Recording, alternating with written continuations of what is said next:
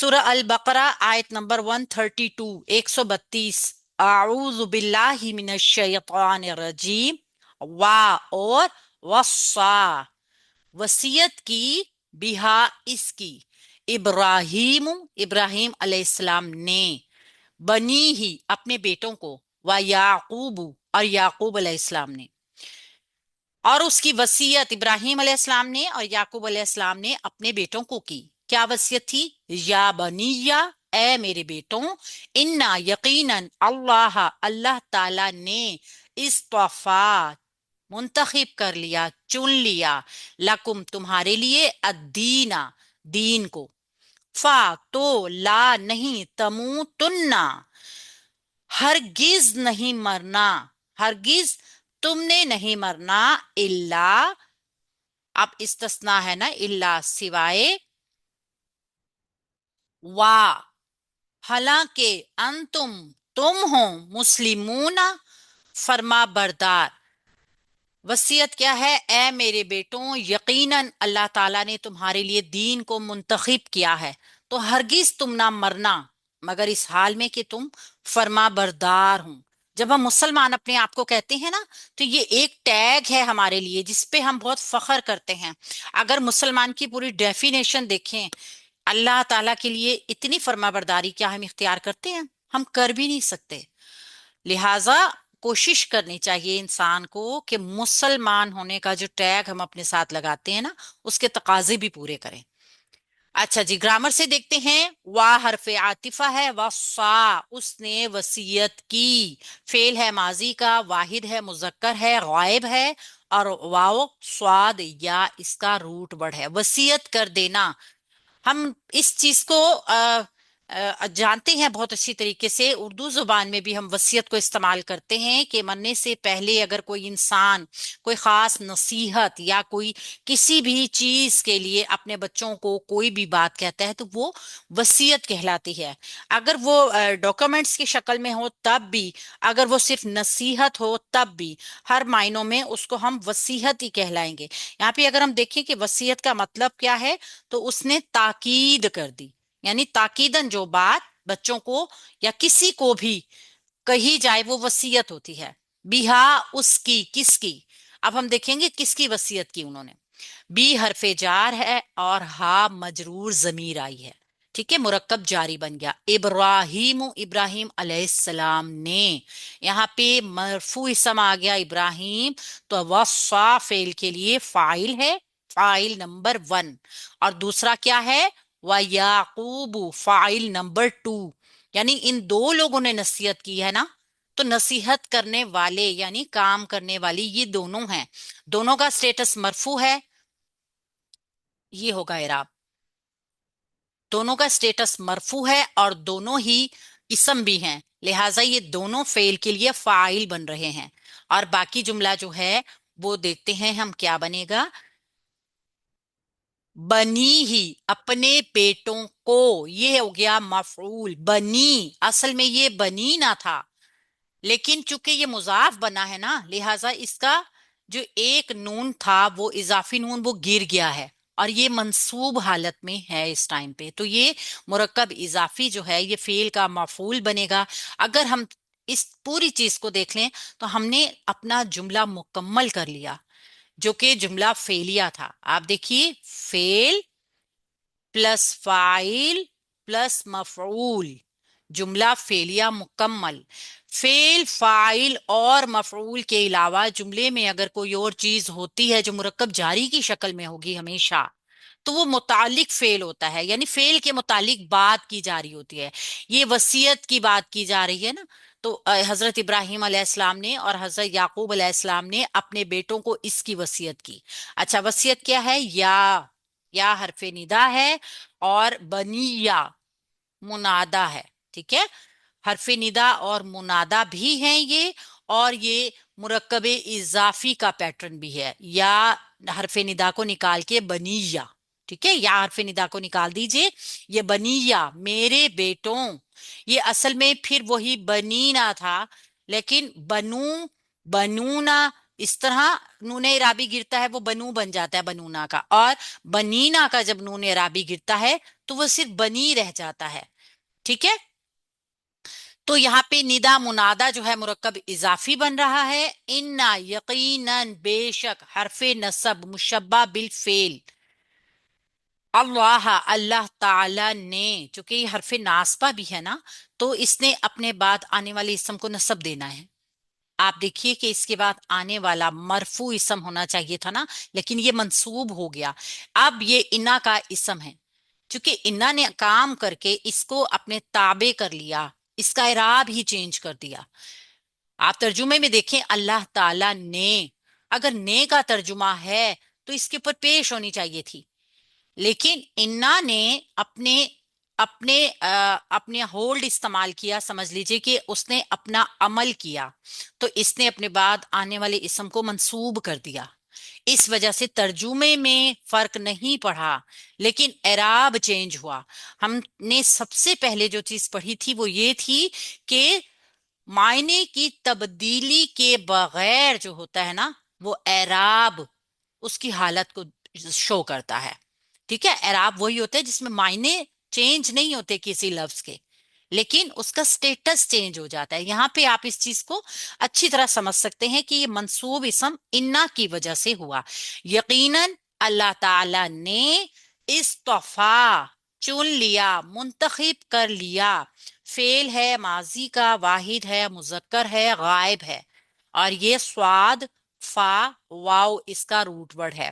یہاں پہ طا جو ہے نا وہ زائدہ ہے، اور جیسے ہم نے پہلے بھی اس چیز کو دیکھا تھا پر روح میں کہ طا فالتو تھی، ایکسٹرا تھی، باپ کی وجہ سے تھی، تو یہاں پہ بھی وہ معاملہ ہے۔ تو اس کو ہم انشاءاللہ تعالی آگے جب یہاں تک پہنچیں گے تو اس کو بھی سیکھ لیں گے۔ لکم تمہارے لیے، لام حرف جار ہے اور کم مجرور ضمیر ہو کر آئی ہے جو کہ مرکب جاری کا پیٹرن بنا رہی ہے۔ الدینہ دین کو، اب چنا کس چیز کو ہے؟ دین کو۔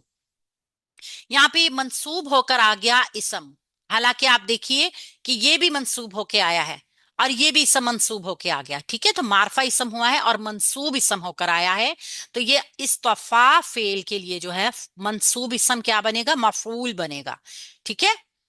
اچھا، فا تو لا نہیں، یہ لائی نہیں ہے۔ اب آپ دیکھیے لائی نہیں ہم نے اس کو کیسے ڈکلیئر کیا؟ آپ اس کے میننگز میں جب دیکھ رہے ہیں، تموتن، ہرگز نہ مرنا، حکم دیا جا رہا ہے نا، تاکید کی جا رہی ہے، کسی کام سے روکا جا رہا ہے کہ تم نے ہرگز نہیں مرنا۔ یہ ہرگز کا تاکید کا مفہوم یہ نون دے رہی ہے۔ نون کے اوپر جب تشدید ہوتی ہے نا، اور میکسیمم میکسیمم اگر وہ روٹ ورڈ کا حصہ نہیں ہے تو وہ نون ثقیلہ کہلاتی ہے، یعنی بھاری والی نون، بھاری نون، ثقیل، بھاری نون کس وجہ سے؟ تشدید کی وجہ سے، اور یہ نون تاکید کا مفہوم پیدا کرتی ہے، ٹھیک ہے؟ جملے میں جب یہ موجود ہو، کبھی کبھی اس کے ساتھ لام تاکید بھی ہوتا ہے، اور یہ کبھی کبھی اکیلی بھی ہوتی ہے، جیسے لام تاکید اکیلا بھی ہوتا ہے نا، تو یہ بھی اکیلی بھی ہوتی ہے اور لام تاکید کے ساتھ بھی آتی ہے۔ جب دو تاکید آ جائیں تو ضرور بس ضرور کا مفہوم ہوگا جملے میں، لیکن اگر ایک تاکید آئی ہے، چاہے لام تاکید کی ہو چاہے نون ثقیلہ کی ہو، تو یہ تاکید ہی جملے میں میننگز میں ہمیں نظر آئے گی۔ فلا تموتن، تو ہرگز نہ مرنا تم، لام لائے نہیں ہے، تموتن، میم واو تا اس کا روٹ ورڈ ہے، تا علامت مضارع موجود ہے، اور فعل ہے چونکہ وہ ہے فعل نہیں ہے تو جمع ہے مذکر کا، حاضر کا صیغہ ہے، ٹھیک ہے؟ تم نہیں مرنا، اپنے بیٹوں کو نصیحت کی کہ تم نہیں مرنا، میم واو تا اس کا موت، روٹ ورڈ اس کا میم واو تا موت۔ الا سوائے یا مگر، الا حرف استثناء آ گیا۔ اب جو پیچھے بات چل رہی ہے کہ تم نے ہرگز نہیں مرنا، کیسے نہیں مرنا یہ اللہ ہمیں بتائے گا۔ اللہ استثناء ہوتا ہے، یعنی پہلے جو بات کہی جا رہی ہے نا، بعد والی بات اس رول سے باہر آ جاتی ہے۔ اللہ حرف استثناء، وا، حالانکہ، واو حالیہ، واو حالیہ ہم نے دیکھا ہے نا، جملے میں جو ربط آ رہا ہوتا ہے اس کو توڑ دیتی ہے، तो ये वाव हालिया, अंतुम जमीर मुनफसिल मरफू, ये हमेशा डिटैच प्रोनाउन जो होते हैं जुमला इस्मिया का हिस्सा होते हैं। हमने अभी तक ये जो पढ़ रहे हैं ना, ये जुमला फेलिया को डिस्कस कर रहे हैं, ताकि हमारी एक ही चीज पक्की हो, एक ही चीज हमें अच्छी तरह समझ आ जाए। हम एक जुमले को जब जोड़ना सीख जाएंगे तो फिर हम दूसरे जुमले को जोड़ना इंशाल्लाह ताला सीखना शुरू करेंगे, क्योंकि सारा कुछ मिला के मुश्किल हो जाएगी। आपको कुछ टाइम तक सिर्फ जुमला फेलिया ही बताऊंगी, ताकि आपको एक चीज के ऊपर पूरी अच्छी ग्रिप हो जाए। तो ये वो वाह हालिया अंतुम जमीर मुनफसिल जमा मुजक्कर हाजिर की जमीर, और जमीर मुनफसिल मरफू। मुस्लिमूना,